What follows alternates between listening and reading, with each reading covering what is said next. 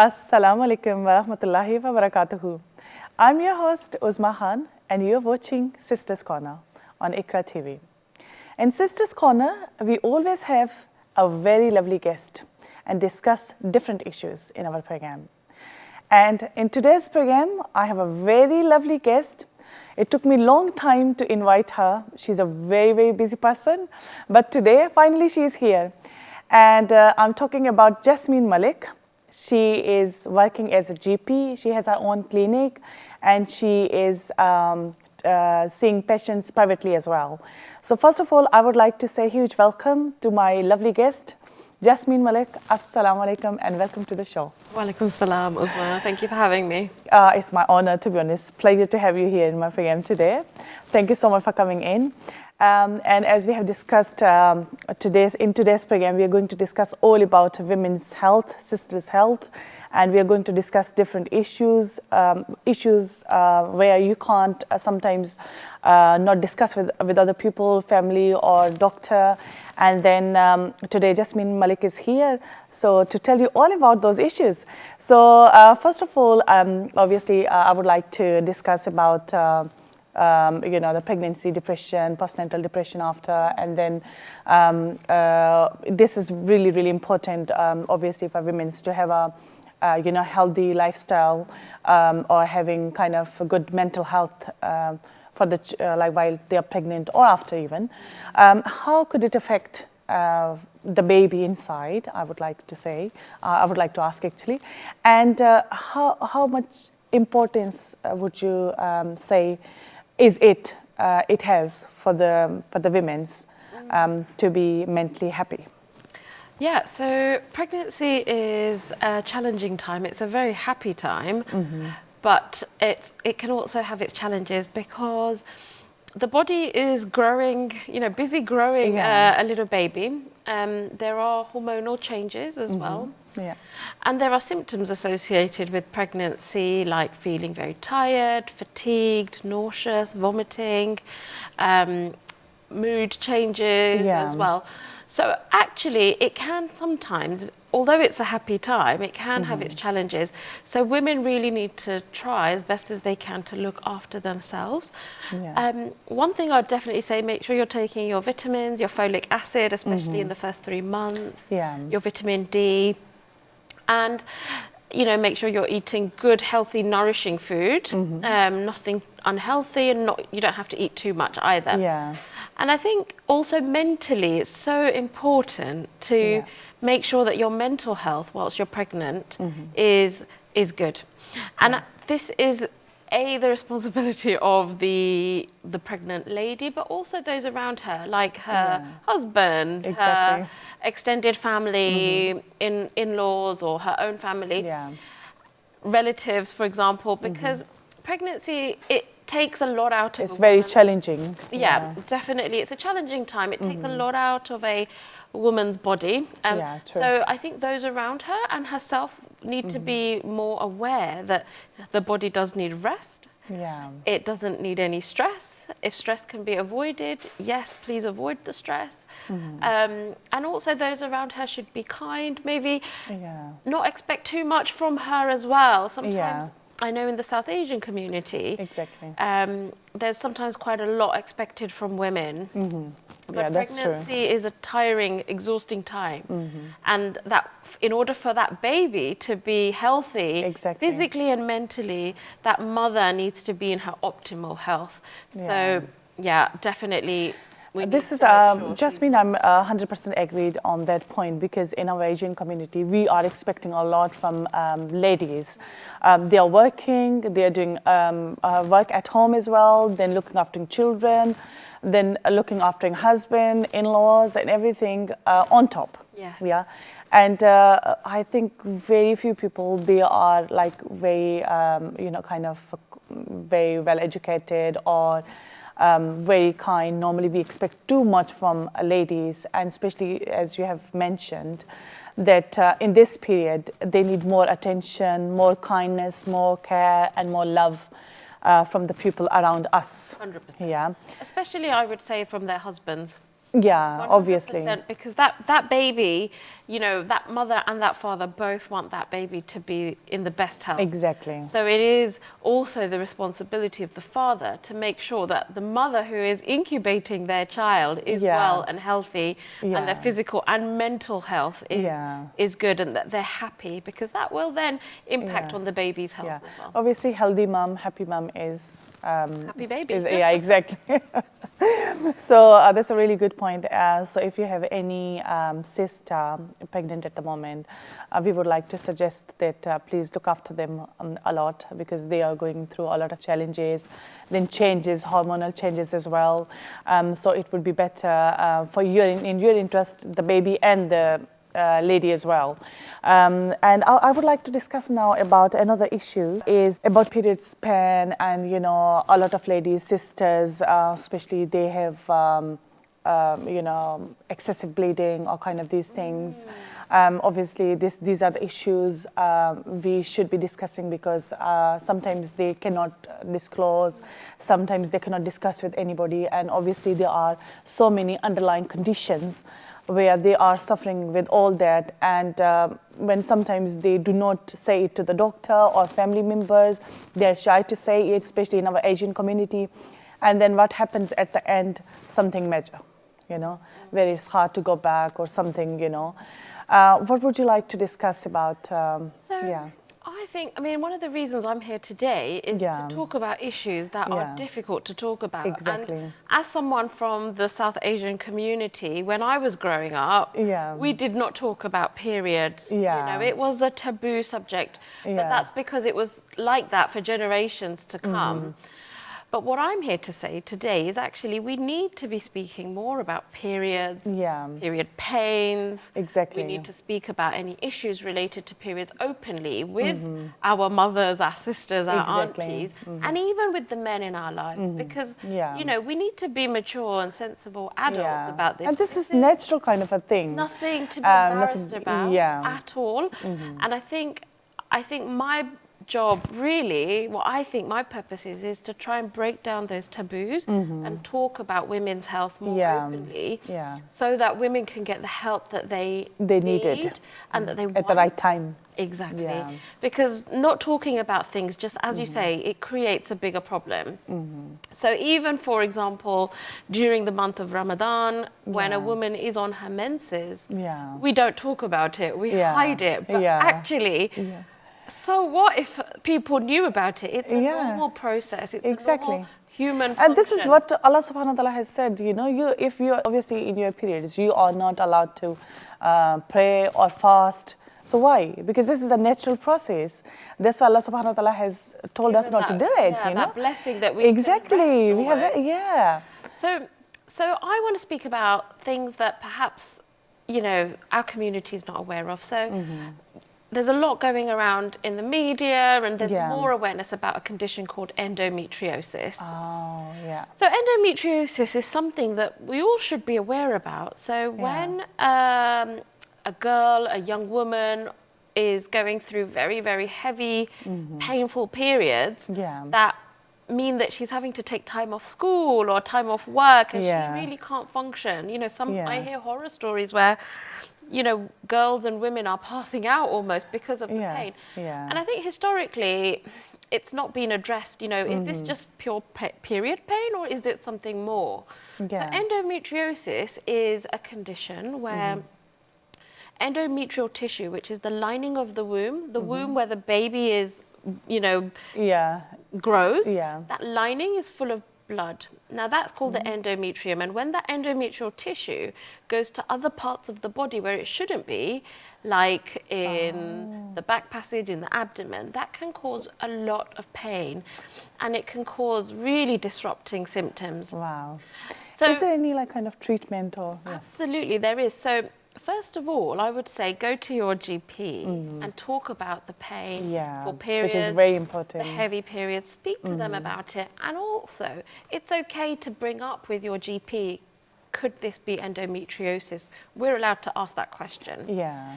And then the GP, you know, if, for example, the symptoms are that disruptive to your daily living or your monthly cycle is disruptive to your life, then 100% a GP can try a few things, but then if they haven't helped, they can refer you to a gynecologist. Yeah. And really, you know, an MRI scan is what's needed to diagnose endometriosis, as well as, you know, other investigations. But it's okay to ask your GP, could this be endometriosis? And there is some help available. Okay, so what sort of help can be offered, like after it has been diagnosed? So sometimes just the diagnosis itself can is a relief. Be helpful. Yeah. Because when someone's suffering with this for years and they just keep being told it's period pain, but they know it's something more, sometimes it is a relief just to know. You know why it is, exactly. You know the reason behind. Exactly, there's a reason behind it. Then there is, you know, there is pain relief, there is things to reduce bleeding, there are hormonal preparations that can be taken to try and reduce some of the symptoms so that you can live a better, happier life. Or at the worst scenario, surgery is...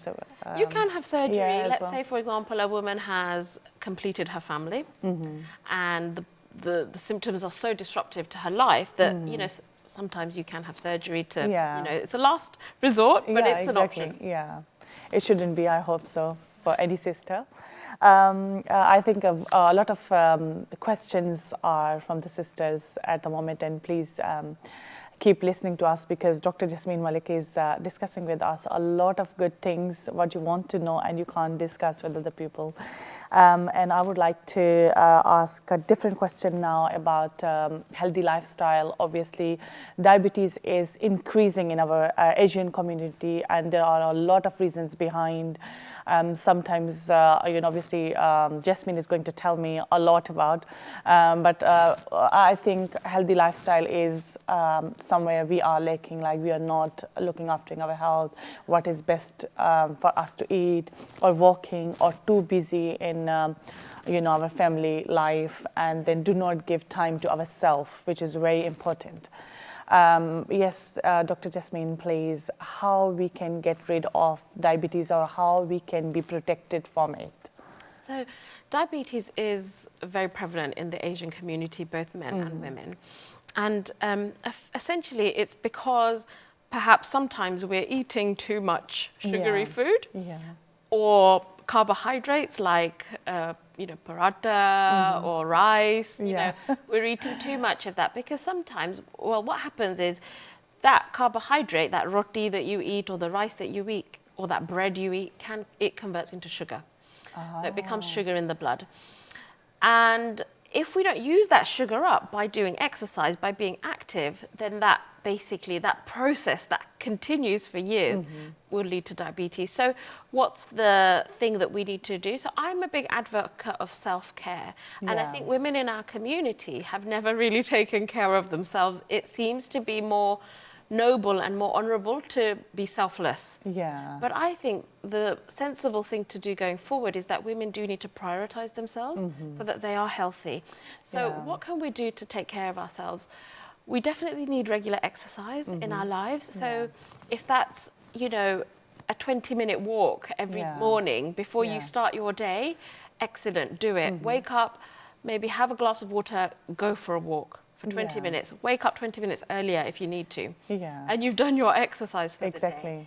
And then when it comes... So we can start from little steps and that could help a lot. Absolutely. So little, easy to attain steps, like walking. You don't need a gym membership. You know, it doesn't cost anything. Will be really good. And if you do that every day, you will start seeing that the weight will come down. And also the sugar that we're using is going to be, you know, dissolving, the sugar that we're eating. Dissolving in our body, kind of, It'll get used up. And so then I think the other thing that we need to look at is our diet. So we need to, I think, prepare our meals and put more thought into our meals. So what we need to eat more of is protein. So things like chicken, egg, fish, less rice, less roti, less bread, less pasta. And that's where we might be able to see some changes. Also more vegetables like broccoli, cauliflower, spinach, you know, avoid potato. And if we all, for example, reduced amount of rice we had to half, and the amount of roti we had to half, and the amount of pasta we had to half, and increase the amount of vegetables, like the broccolis. Or maybe we can have like a little portion of each. Like a small portion of rice. What do you think? Well, look, you don't have to completely stop eating, but if you've ordered a fries, maybe don't eat all of them. Yeah. You can eat maybe half of them. Yeah, or maybe you can share with people around. Share with your friends. One portion and then share it all around. Absolutely. Yeah. And also the other thing is avoiding sort of fatty food and fried food as much as we can. But yeah, it's essentially... So going on grill.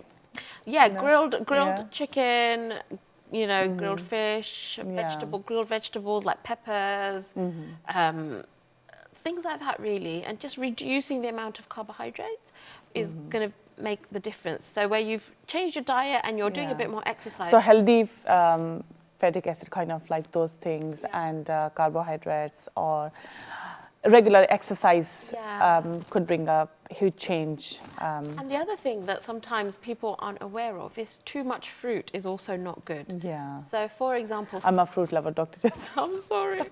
My dad is too, actually. So he loves his mango, he likes his grapes, you know, he likes banana. And these, unfortunately, are quite high in sugar. Yeah. So I would suggest that you can have, but maybe just have one of those a day, the sweet ones like the mango and things, have one a day. So don't have banana and then a mango and then a pineapple later, you know. Have one portion of those a day. The fruits that are very good are things like pears, peaches. Berries are very good. So strawberries, raspberries, that's all really So we can great. eat as much as we want. Sensibly, technically, yes, but within, you know. But no bananas, grapes. Less of them. Yeah, just one portion a day, I would say, of those, because I sometimes get patients in my clinic saying, I'm so healthy, I eat so much fruit, why have I got diabetes? She's my kind of patient. So when I say to them, actually, sugar, you know, there's a lot of sugar in fruit, they get quite surprised. Yeah. So when someone is diabetic, they need to definitely control the amount of sweet, sugary fruit that they're eating as well. Yeah, okay, that's really good actually. Sometimes it happens that we do not know actually what to eat. Though we are thinking that it is very healthy and it could help us in our health as well, or reduce our weight, but we do not know in detail, or you know, that how it could be in other sense, like it could be bad for our health as well. Regular exercise is very important. And as Dr. Jasmin said, a lot of times we do not think about our health and not having enough rest, which could cause diabetes as well. Obviously, and somewhere you have to be resting, giving some time to yourself as well. And then obviously, especially ladies who are working, you know, outside than inside, and children.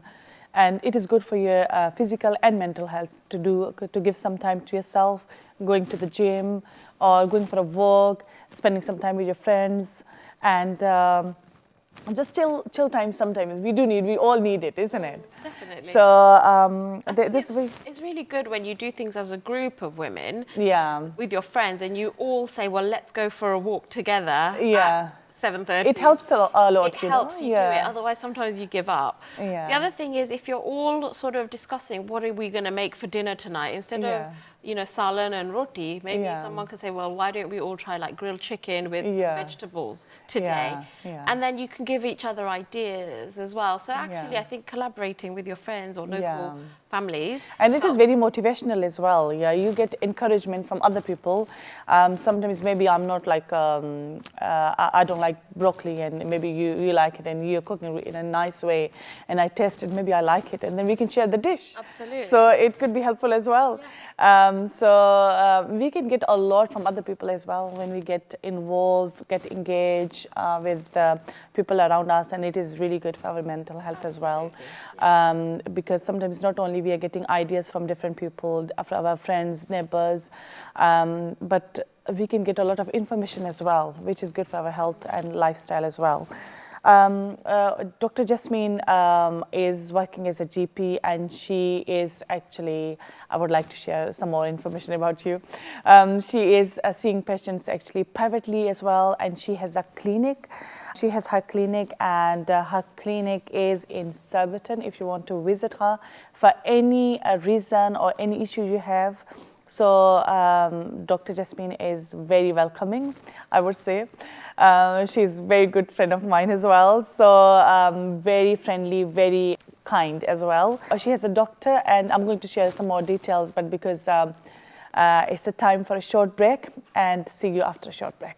Stay with us.